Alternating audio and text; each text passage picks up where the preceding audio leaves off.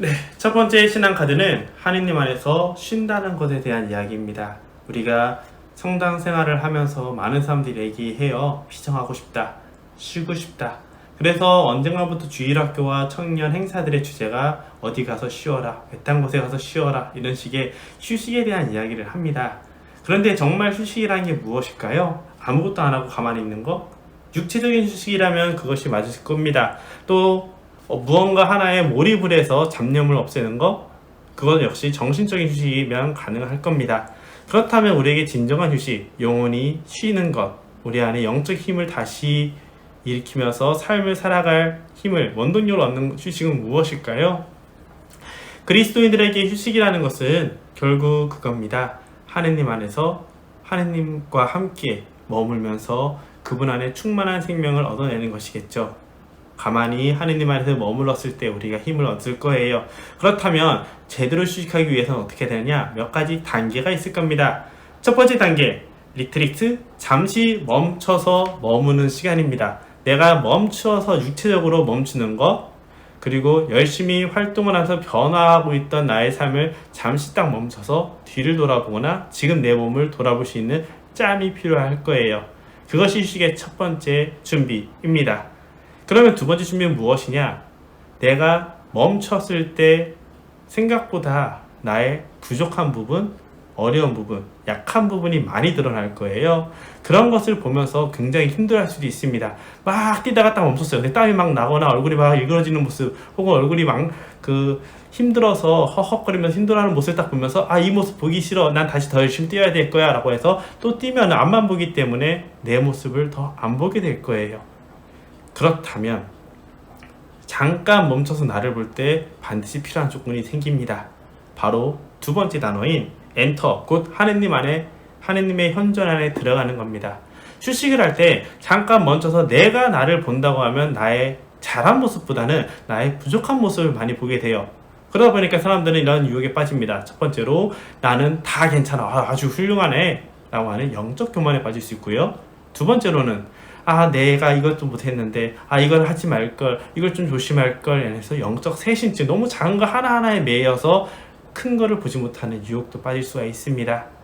그런데 내가 나의 기준으로 나를 보기보다는 하느님이 나를 어떻게 보실까라는 생각, 사랑이시면서 자비하신 분, 나를 이끌어 주시면서 나에게 충만함을 주시는 분, 나의 구원을 진정으로 원하시고 바라시는 그분께서 나를 어떻게 바라보실까 라는 생각을 딱 하면은 어느 순간 하느님이 나를 보고 있다는 느낌, 나와 함께하고 있다는 느낌이 오게 될 거예요. 잠깐 멈춰서 그 느낌을, 하느님이 나 어떻게 볼까 라는 생각을 딱 보게 된다면 자연스럽게 나의 부정적인 모습보다는 나를 감싸주시고 품어주시는 하느님 안에서 쉴 수 있는 조건이 생기게 됩니다.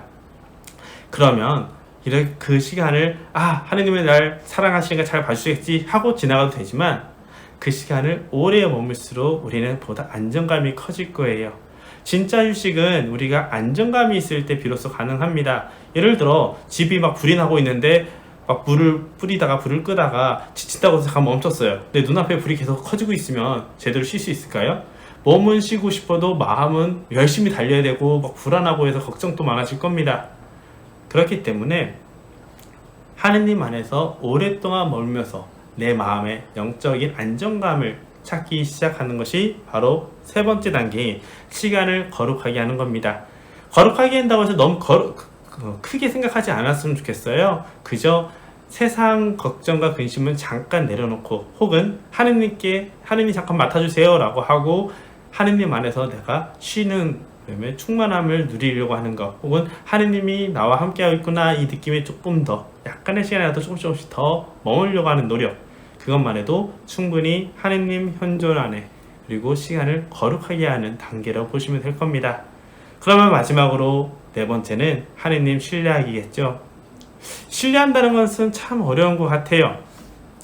내가 무엇을 해도 하느님께서는 날 지켜봐 주시고 나를 도와주실 거라는 생각이 있을 때 우리는 휴식을 할 뿐만 아니라 앞으로 나아갈 용기도 같이 얻게 됩니다.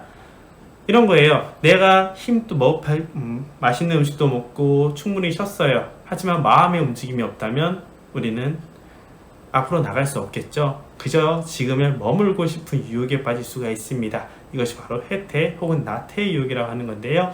그로부터 벗어나기 위해서 하느님께 신뢰하는 겁니다. 하느님, 지금 저와 함께 해주셔서 감사합니다. 하지만 하느님이 저한테 원하시는 것도 있고, 제가 하느님께 나아가기 위해서는 앞에 무엇을 위해서 또 나아가야 됩니다. 이 시간 동안 또 같이 함께 해주세요. 하느님만 믿고 열심히 또 나아가겠습니다.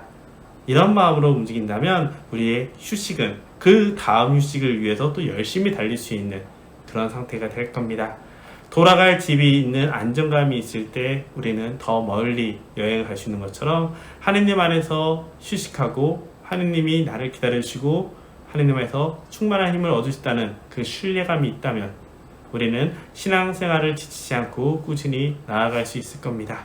바로 이렇게 하느님 안에서 쉰다는 것은 네 가지. 첫 번째, 잠깐 멈추는 것. 두 번째, 하느님의 현존 안에 들어가는 것. 세 번째, 시간을 거룩하게 하는 것. 네 번째, 하느님을 신뢰하는 것.